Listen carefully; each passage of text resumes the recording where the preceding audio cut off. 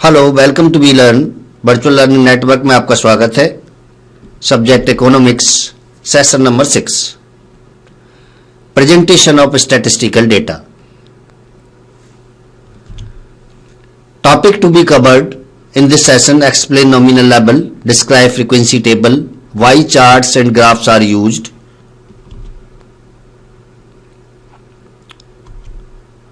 इस सेशन के अंदर स्टैटिस्टिकल डेटा को हम आपको बताएंगे कि वो क्या होता है, क्यों यूज किया जाता है, क्या जरूरत होती है स्टैटिस्टिकल डेटा की, टेबल किस तरह से बनाई जाती हैं। तो at first, nominal level, no order just a name. That means कोई ऑर्डर नहीं होता है, ऐसी वैल्यू जिनका कोई ऑर्डर नहीं होता है, केवल आप नाम से उनको रिपोर्ट कर सकते हैं, नाम से उनको जो है प्रेजेंट कर सकते हैं। For example, mode, bar graph, pie chart. देखिए, जब भी स्टैटिस्टिकल टूल हम यूज करते हैं तो दो तरह की वैल्यू से प्रेजेंट करते हैं। एक वैल्यू आपकी डायग्रामेटिक वैल्यूज होती हैं और दूसरी आपकी स्टैटिस्टिकल वैल्यू होती हैं। डायग्रामेटिक वैल्यू में आप डिफरेंट तरह के डायग्राम बनाते हैं, डिफरेंट तरह के चार्ट बनाते हैं, जिसमें bar graph, histogram, polygon, pie chart, pictogram, ओजाइब, इस तरह के कई तरह के जो है डायग्राम स्टैटिस्टिक्स में बनाए जाते हैं, जिससे कि कोई भी पर्सन यदि उस डायग्राम को देखे तो डायग्राम को देखते ही उसको पता लग जाता है कि क्या ट्रेंड इस पर्टिकुलर डेटा का है और क्या होने वाला है। बेसिकली डायग्राम जो है कहां पर यूज किए जाते हैं। आप सोच रहे होंगे कि हम डायग्राम क्यों बनाते हैं। देखिए, diagram basically use on that areas where we want to know the future trend of a particular topics और पर्टिकुलर ट्रेंड और पर्टिकुलर ऑर्गेनाइजेशन, कि उसका फ्यूचर में, भविष्य में क्या होना है या क्या हो सकता है, इससे हम आइडिया लगा लेते हैं। तो जितने भी डिसीजंस लिए जाते हैं बिजनेस ऑर्गेनाइजेशन के अंदर या किसी घरेलू प्रॉब्लम्स में, तो हम उस डायग्राम को देख करके भी पता लगा सकते हैं। दूसरी आपकी स्टैटिस्टिकल वैल्यूज होती हैं। स्टैटिस्टिकल वैल्यूज में एक एब्सोल्यूट वैल्यू आप निकालते हैं। जो दो तरह की वैल्यूज आप कैलकुलेट करते हैं स्टैटिस्टिक्स में हमेशा, एक वैल्यू होती है सिंगल वेरिएबल्स की और दूसरी वैल्यू होती है डबल वेरिएबल्स की। सिंगल वेरिएबल्स में क्या है कि आपको वेरिएबल केवल सिंगल रहेगा और उसी पर आपको काम करना है। तो there are so many values which we calculate in statistics. कई तरह की वैल्यूज होती हैं जो सिंगल में होती हैं और कई तरह की वैल्यूज डबल में होती हैं। ऑर्डिनल लेवल में आपकी रैंक ऑर्डर ओनली, जिसमें मैंने अभी आपको बताया कि कुछ वैल्यूज जो होती हैं उनको हम रैंक ऑर्डर वैल्यू भी कहते हैं, कि जिनसे आप पता लगा सकते हैं कि किस रैंक पर ये चल रहा है, कितना बढ़ा कितना कम हुआ, एब्सोल्यूट वैल्यू के थ्रू, जिसमें हम सिंगल वैल्यूज का यूज करते हैं। एक चीज मैं आपको यहां पर बता देना चाहता हूं कि स्टैटिस्टिक्स पढ़ने के लिए सबसे पहले हमें डेटा के बारे में जानकारी होनी चाहिए कि डेटा कैसा हो, किस डेटा को किस तरह से सॉल्व किया जाता है। तो यहां पर मैं थोड़ी देर के लिए आपका ध्यान डेटा की तरफ ले जाना चाहूंगा। डेटा में क्या है, तीन तरह से हम डेटा को क्लासिफाई कर सकते हैं। एक वेरी स्मॉल, एक स्मॉल और एक लार्ज। एक बहुत छोटा डेटा होता है जिसमें आपके 10 से 20 ऑर्डर तक आप जो है ऑब्जर्वेशन ले सकते हैं। एक डेटा होता है मिडल के, वो बहुत छोटा भी नहीं है और बहुत बड़ा भी नहीं है, जिसमें आप 50 वैल्यू तक कैलकुलेट करना चाहते हैं या मैक्सिमम 100 वैल्यू तक करना चाहते हैं। तो ऐसे डेटा को हम मिडल डेटा कहते हैं या स्मॉल डेटा कहते हैं।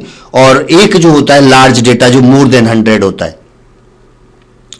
तो जिस तरह से डेटा की साइज की बात है, साइज की बात को ध्यान में रखते हुए हम डेटा को 3 भागों में बांटते हैं, 3 सीरीज बना सकते हैं। और स्टैटिस्टिक्स में ये 3 सीरीज हमारी होती हैं। एक इंडिविजुअल सीरीज होती है, एक आपकी डिस्क्रीट सीरीज होती है और तीसरी जो है कॉन्टिन्यूअस सीरीज होती है। अब आपको ये पता लग गया होगा कि इंडिविजुअल सीरीज कौन सी है। जब डेटा का साइज वेरी स्मॉल होता है तो हम इंडिविजुअल सीरीज से कैलकुलेट करते हैं।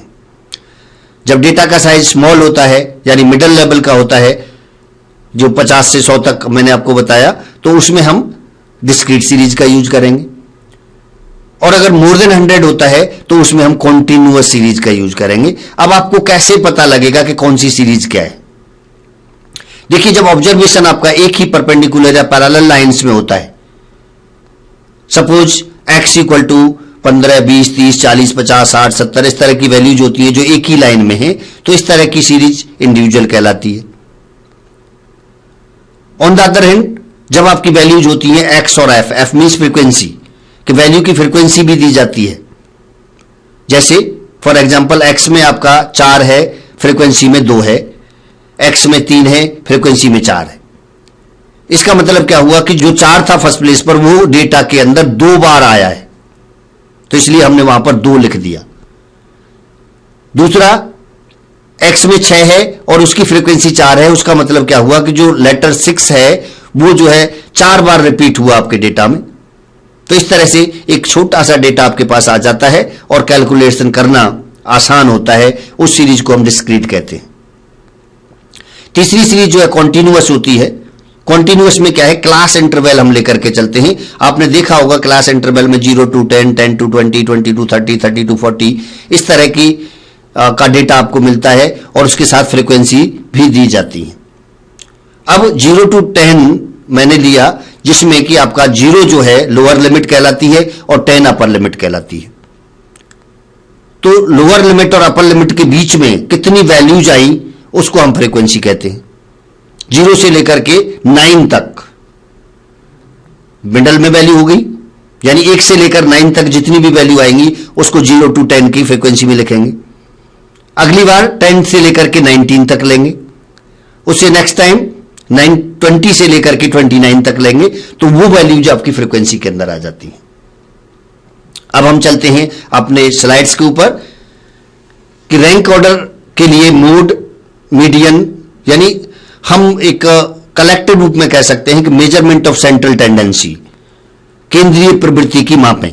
मेजरमेंट ऑफ सेंट्रल टेंडेंसी में क्या होता है कि 3 वैल्यूज होती हैं, मीन, मीडियन एंड मोड। ये तीनों वैल्यूज किसी भी डेटा की सेंट्रल पोजीशंस को दर्शाती हैं। जैसे सपोज मीन है, मीन को हम एवरेज बोलते हैं। जो एवरेज आप निकालते हैं उसमें सभी ऑब्जर्वेशन की वैल्यूज निहित होती हैं। जैसे सपोज आपके 5 सब्जेक्ट होते हैं क्लास 12th के अंदर, या 6 सब्जेक्ट होते हैं। एक सब्जेक्ट में आपने 40 नंबर लिए, दूसरे में आपने 70 नंबर लिए, तीसरे में आपने 30 लिए, चौथे में 50 लिए। तो इस तरह से पता नहीं लग पाता है आपका एवरेज क्या है। तो हम क्या करते हैं, तो 6 के 6 सब्जेक्ट का टोटल कर लेते हैं कि टोटल आपने 6 सब्जेक्ट में कितने मार्क्स लिए, और उसको 6 से डिवाइड कर देते हैं तो आपका एवरेज आ जाता है। फॉर्मूला होता है sigma X divided by N. यहां पर सिग्मा एक्स का मतलब होता है sum of the series and divided by number of observation, कि कितने नंबर उस सम के अंदर पार्टिसिपेट किए हैं, तो वो सेंट्रल वैल्यू हो गई। इसी तरह से मोड होता है। मोड क्या है, हाईएस्ट वैल्यू को दर्शाता है कि किसी भी डेटा में हाईएस्ट वैल्यू कितनी है, या फिर कौन सा लेटर सबसे ज्यादा बार सीरीज में रिपीट हुआ है, वो मोड होगा। जैसे डेमोक्रेटिक होता है, डेमोक्रेसी के अंदर भी तो यही होता है कि जिसकी ज्यादा वोट आ जाती है उसे हम जीता हुआ लीडर मानते हैं। इसी तरह से mode is kind of leader of a particular data. तीसरी जो वैल्यू होती है वो मीडियन होती है, और मीडियन का मतलब होता है कि एक ऐसी वैल्यू जो डेटा को 2 इक्वल पार्ट में बांटती है, इसलिए हम उसको सेंट्रल वैल्यू कहते हैं। तो आपको समझ आ गया होगा कि ये तीनों वैल्यू सेंट्रल वैल्यू क्यों कहलाती है।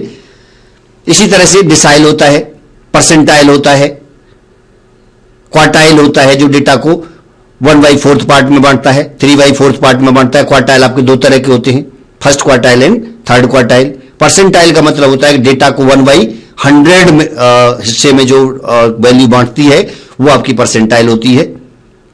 चार्ट के बारे में मैं आपको बता चुका हूं, हिस्टोग्राम एंड पाई चार्ट्स।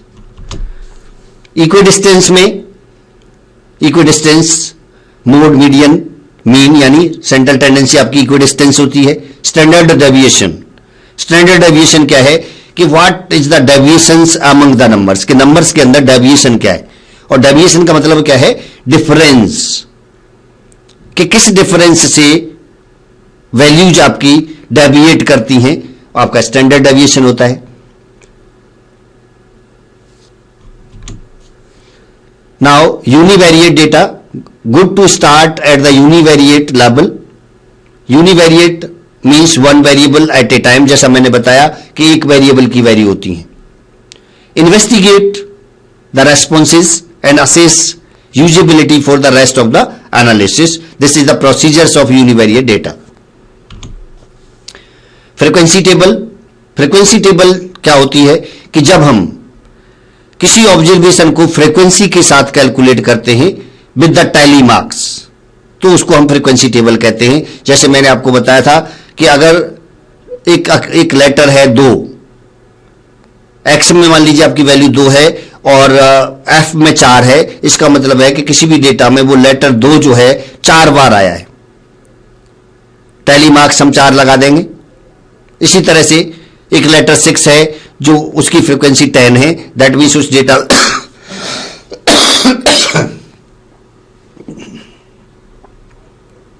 उस डेटा में वो जो 10 बार रिपीट हुआ है। तो frequency table shows how often each response was given by the respondent. Then most useful with nominal or ordinal interval ratios has too many categories.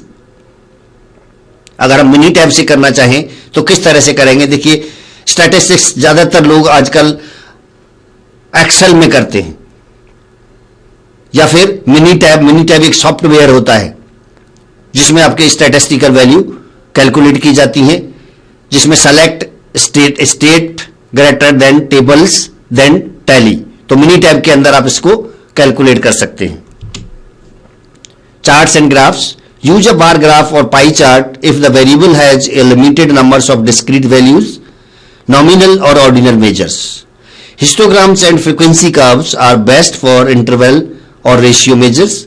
Mini tab के अंदर calculate करने के लिए select graphs and then types कि which kind of graph you want to observe, तो इसमें हम mini tab के अंदर इसको कर सकते हैं। Now normal curves, the normal curves is critical to assessing normalities which is an underlying assumptions in interferential statistical procedures. देखिए नॉर्मल कर्व क्या होता है, जब वैल्यूज आपकी स्क्यूड वैल्यूज होती हैं। स्क्यूड वैल्यूज का मतलब होता है कि वो टेल बनाती हुई वैल्यू होती है दोनों साइड में, और बीच में जो है मोड होता है या मीडियन होता है, तो ऐसे डेटा को हम स्क्यूड वैल्यू कहते हैं और उसको जो है नॉर्मल कर्व के थ्रू हम प्रेजेंट करते हैं। नॉर्मल कर्व में जहां पर उसका मिडल वैल्यू होती है, मीडियन होता है, उससे लेफ्ट हैंड साइड की वैल्यूज नेगेटिव वैल्यूज होती हैं और राइट हैंड साइड की वैल्यू पॉजिटिव वैल्यू होती हैं।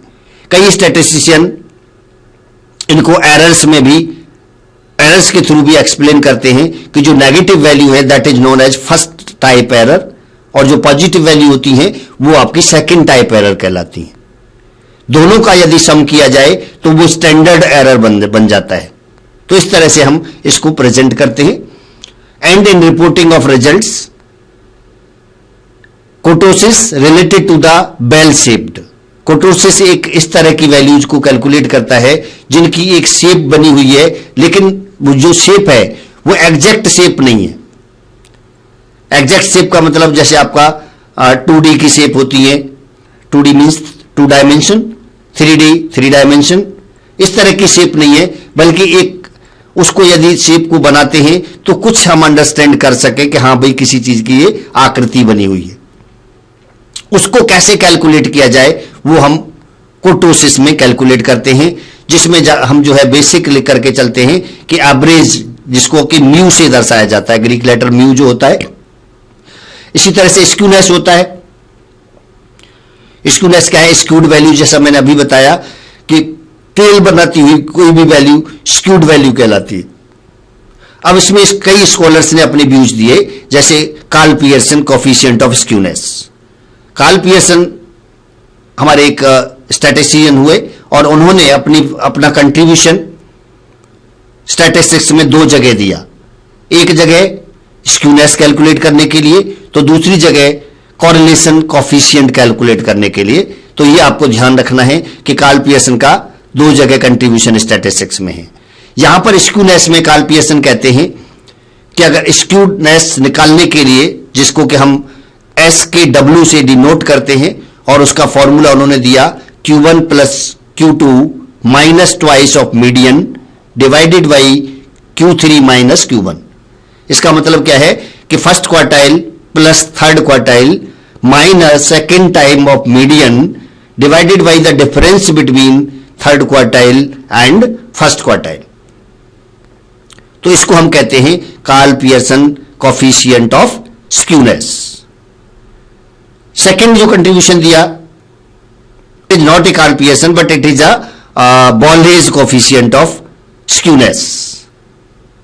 बॉलेज ने दिया था Q1 plus Q1 plus Q3 minus twice of median divided by difference between first quartile and third quartile. अब मैं कार्ल पियर्सन कॉफिशिएंट पर जाता हूं। कार्ल पियर्सन ने अपना कॉफिशिएंट लेवल माना कि नहीं, क्वार्टाइल से वैल्यू हम कैलकुलेट नहीं कर सकते, बल्कि हम जो है सेंट्रल टेंडेंसी और स्टैंडर्ड डेविएशन को साथ लेकर के स्क्यूड वैल्यू को निकाल सकते हैं। उनका फॉर्मूला था mean minus mode upon standard deviation. अब ये होता क्या है कि सिमेट्री ऑफ द कर्व की जो सिमेट्री होती है स्क्यू कहलाती है।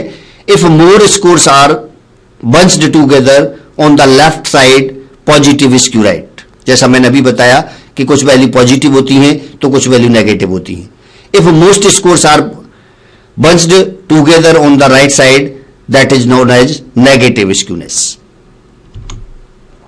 To get a statistical summary including an imposed normal curve in Minitab, जैसा कि हम बताते आ रहे हैं कि Minitab में भी आप कैलकुलेट कर सकते हैं ये वैल्यूज को। तो सेलेक्ट स्टैट, उसके बाद बेसिक स्टैटिस्टिक्स को सेलेक्ट करेंगे, देन डिस्प्ले में जाएंगे और डिस्प्ले में जाकर के डिस्क्रिप्टिव स्टैटिस्टिक्स में जाएंगे।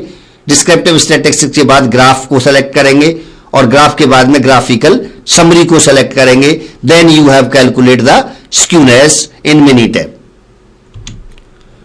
Measures of standard tendency, modes most frequently selected by model, two modes. If more than two modes, either multiple modes or no mode. Median, halfway point, जैसा मैंने बताया कि डेटा को जब दो पार्ट में कोई वैल्यू बांटती है तो वो मीडियन कहलाती है। Not always an actual response, mean means arithmetic mean or an average.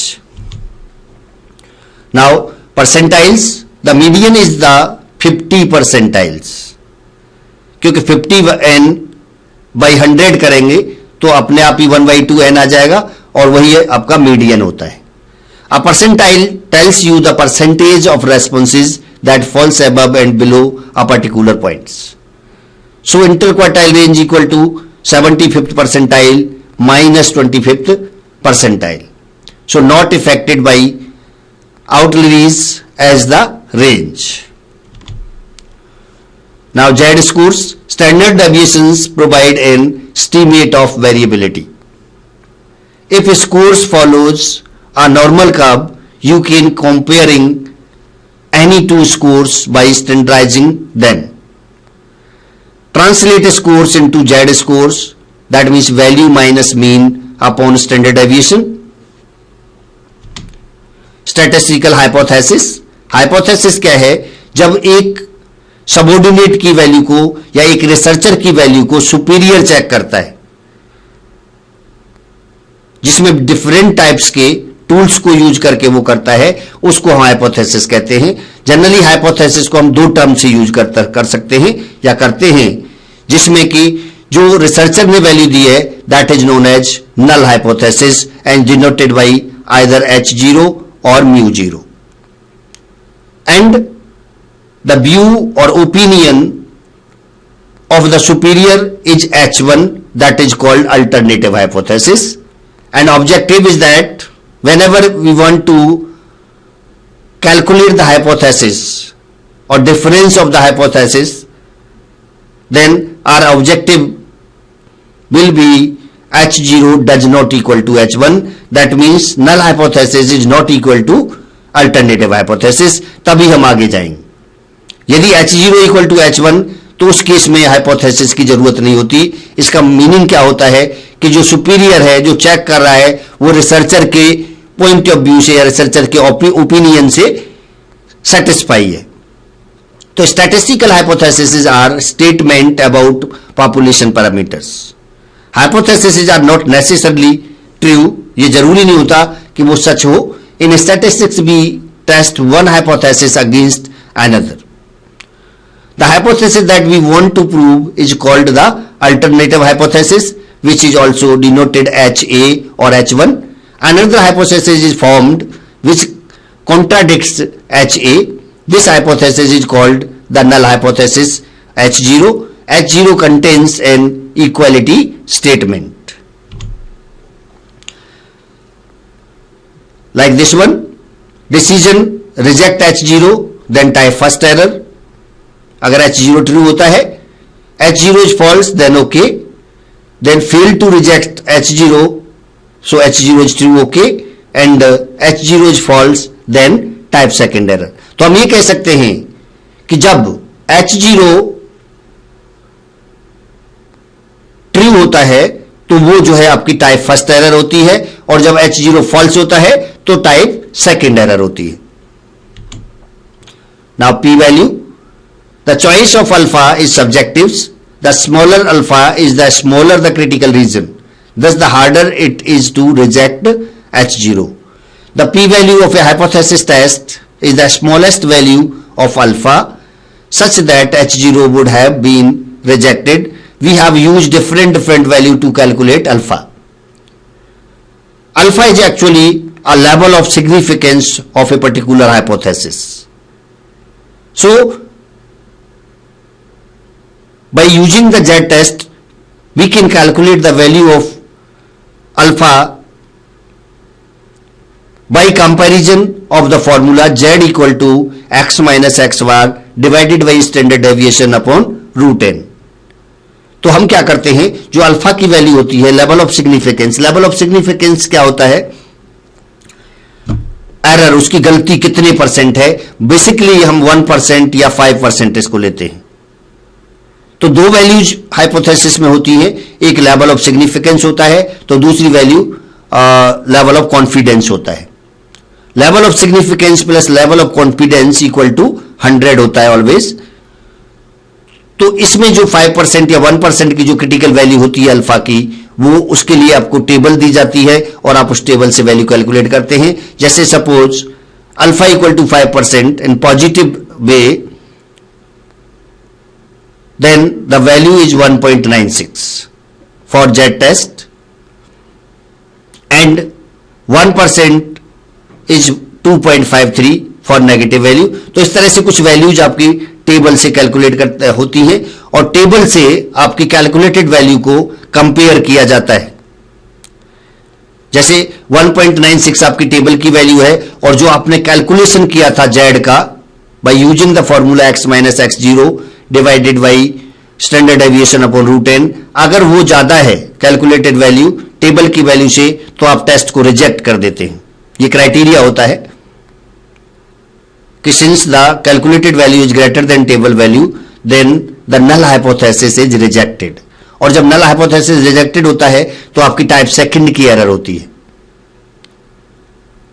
If calculated value is less than that of the table value, then the null hypothesis H0 is accepted and it is type first error. तो इस तरह से हम hypothesis करते हैं। Now interval estimates, statistician prefer interval estimates, x bar plus minus something.